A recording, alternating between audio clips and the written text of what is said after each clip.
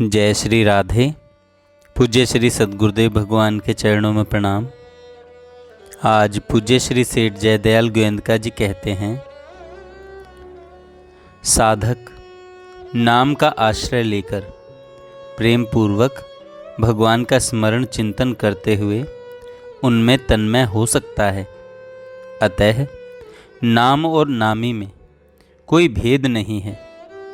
नाम जप और स्मरण तथा स्वरूप के चिंतन से अंतःकरण शुद्ध होकर जब मनुष्य का सर्वत्र समभाव हो जाता है, फिर वह किसी का भी बुरा नहीं चाहता तथा उसके द्वारा किसी का भी अहित नहीं होता।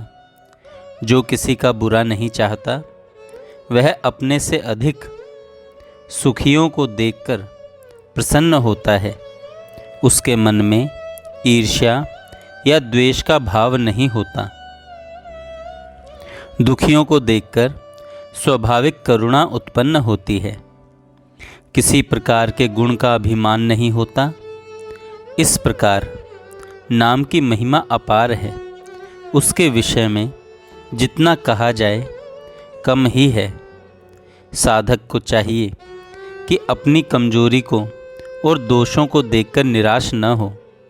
भगवान की महिमा पर पूर्ण विश्वास करके उनके शरण होकर करुण भाव से प्रार्थना करें। उनकी कृपा से समस्त दोषों का नाश होकर शीघ्र ही भगवान के प्रेम की प्राप्ति और उनका साक्षात्कार हो सकता है। इसमें कुछ भी संदेह नहीं है। इसीलिए कठोपनिषद में यमराज ने नचिकेता को उपदेश देते समय स्वयं भगवान से इस प्रकार प्रार्थना की है।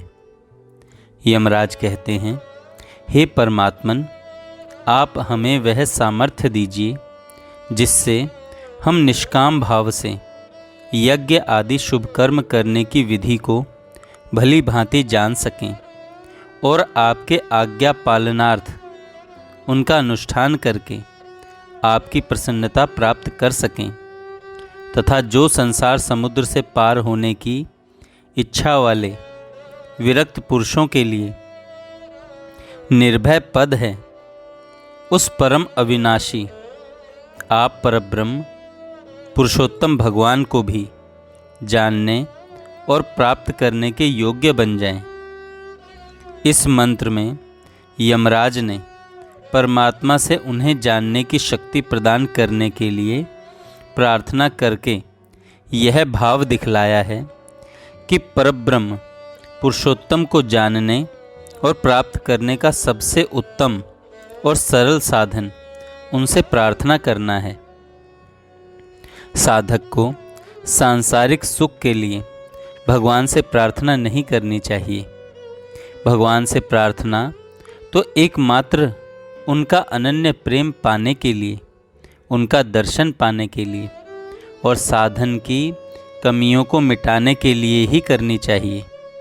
जब तक मनुष्य में अपनी शक्ति का अभिमान रहता है, तब तक शरणागति के भाव सहित आंतरिक प्रार्थना नहीं होती। जब उसे अपने में साधन की कमी असहाय हो जाए और उसको दूर करने की पूरी आवश्यकता का अनुभव हो जाए, तब विश्वास पूर्वक भगवान के शरण होकर बालक की भांति प्रभु के सामने करुण भाव से रोना चाहिए और जब तक आवश्यकता पूरी न हो चैन से नहीं रहना चाहिए। जब बालक कोई ऐसी वस्तु चाहता है जिसे वह अपने बल से प्राप्त नहीं कर सकता और उसकी प्राप्ति के बिना उससे रहा भी नहीं जाता, ऐसी स्थिति में वह जैसे अपने माता पिता आदि पर विश्वास करके रो पड़ता है, ऐसी परिस्थिति में वह जैसे अपने माता पिता आदि पर विश्वास करके रो पड़ता है और उनको उसके मन की बात यदि उसका अहित करने वाली न हो तो पूरी करनी पड़ती है, उसी प्रकार इस विषय में भी समझना चाहिए। भगवान तो माता पिता आदि से भी बहुत अधिक दयालु हैं और सर्वसमर्थ हैं। अतः ये अपने प्यारे प्रेमी भक्त की प्रार्थना को पूरी करते हैं, इसमें कोई संदेह नहीं। साधक को चाहिए कि किसी भी परिस्थिति में अधीर और निराश न हो, हर हालत में भगवान पर निर्भर रहे और यह दृढ़ विश्वास रखे कि प्रभु मेरी आवश्यकता को अवश्य पूरी करेंगे। इस विश्वास पर उनके प्रेम की और उनसे मिलने की लालसा को हर समय जागृत रखें और उत्तरोत्तर उसको बढ़ाता रहे तथा अपने को सर्वथा असमर्थ समझकर उनसे प्रार्थना करता रहे। श्री तुलसीदास जी ने विनय पत्रिका में अनेक पदों में भगवान से प्रार्थना की है। उनमें से एक पद निष्काम प्रार्थना का इस प्रकार है कि यह विनती रघुवीर गुसाई और आस विश्वास भरोसो हरो जीव जड़ताई। चोहो न सुगति सुमति संपत्ति कछु रिधि सिद्धि विपुल बढ़ाई। हेतु रहित अनुराग राम पद बढ़ो अनुदिन अधिकाई। कुटिल कर्म ले जाहि मोही जह जह अपनी बरियाई।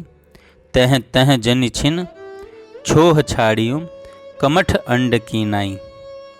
या जग में जह लगी या तनु की प्रीति प्रतीति सगाई। ते सब तुलसीदास प्रभु ही सो हो ही समिटी एक ठाई। इस पद में तुलसीदास जी ने मोक्ष की भी कामना नहीं की है, एकमात्र भगवान के अनन्य विशुद्ध प्रेम की ही मांग की है। अतः साधक को सर्वथा निष्काम भाव से ही भगवान से श्रद्धा विश्वास पूर्वक प्रार्थना करनी चाहिए। भक्त प्रहलाद भगवान का पूरा निष्काम भक्त था। उसने अनेक प्रकार की विपत्ति आने पर भी कभी उनका निवारण करने के लिए या किसी प्रकार के सुख की प्राप्ति के लिए भगवान से प्रार्थना नहीं की। उन सब घटनाओं में निमित्त बनने वाले व्यक्तियों को भी बुरा नहीं माना तथा उनसे द्वेष नहीं किया। किसी प्रकार भी उनसे बदला लेने की इच्छा प्रहलाद के मन में उत्पन्न नहीं हुई। विरोधी आचार व्यवहार करने वालों पर भी कभी क्रोध नहीं आया तथा यह भाव भी नहीं आया कि ये लोग मेरे साथ बुराई कर रहे हैं। वह तो हर एक घटना में प्रभु की कृपा का ही दर्शन करता रहा।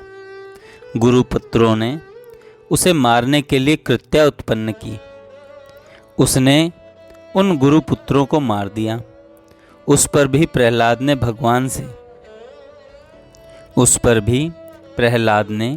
भगवान से उनको जिला देने के लिए ही प्रार्थना की। प्रहलाद जी कहने लगे, हे सर्वव्यापी विश्वरूप विश्वश्रष्टा जनार्दन, इन ब्राह्मणों की इस मंत्राग्नि रूप दुस्सह दुख से रक्षा करो नाथ। सर्वव्यापी जगतगुरु भगवान विष्णु सभी प्राणियों में व्याप्त हैं।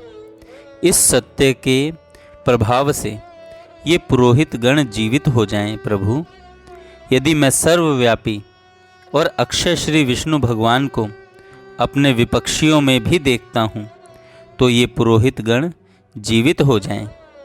जो लोग मुझे मारने के लिए आए, जिन्होंने मुझे विष दिया, जिन्होंने आग में जलाया, जिन्होंने हस्तियों से पीड़ित करवाया और जिन्होंने सर्पों से डसाया, उन सब के प्रति यदि मैं समान मित्र भाव से रहा हूँ और मेरी कभी पाप बुद्धि नहीं हुई तो उस सत्य के प्रभाव से ये दैत्य पुरोहित जीवित हो जाएं। ऐसा कहकर उनके स्पर्श करते ही वे ब्राह्मण स्वस्थ होकर बैठ गए। इसके सिवा हिरण्यकश्यपु का वध हो जाने के बाद जब भगवान ने प्रसन्न होकर प्रहलाद से वर मांगने के लिए कहा, तब प्रहलाद ने यही वर मांगा कि मेरे हृदय में कहीं कामना की इच्छा छिपी हो तो उसका नाश कर दीजिए। श्रीमद् भागवत में कहा गया है कि मेरे वरदान शिरोमणि स्वामी, यदि आप मुझे मुँह मांगा ही वरदान देना चाहते हैं तो यह वर दीजिए कि मेरे हृदय में कभी किसी कामना का बीज ही उत्पन्न न हो। हृदय में किसी भी कामना के उदय होते ही इंद्रिय, मन, प्राण, देह, धर्म, धैर्य, बुद्धि, लज्जा, श्री, तेज, स्मृति और सत्य, ये सब के सब नष्ट हो जाते हैं। हे कमल नयन, जिस समय मनुष्य अपने मन में रहने वाली कामनाओं का परित्याग कर देता है, उसी समय वह भगवत स्वरूप को प्राप्त कर लेता है। विष्णु पुराण में भी कहा गया है। प्रहलाद बोले, हे नाथ, सहस्त्रों योनियों में से मैं जिस में भी जाऊं, उसी में हे अच्युत, आप में मेरी सर्वदा अक्षुण्ण भक्ति रहे।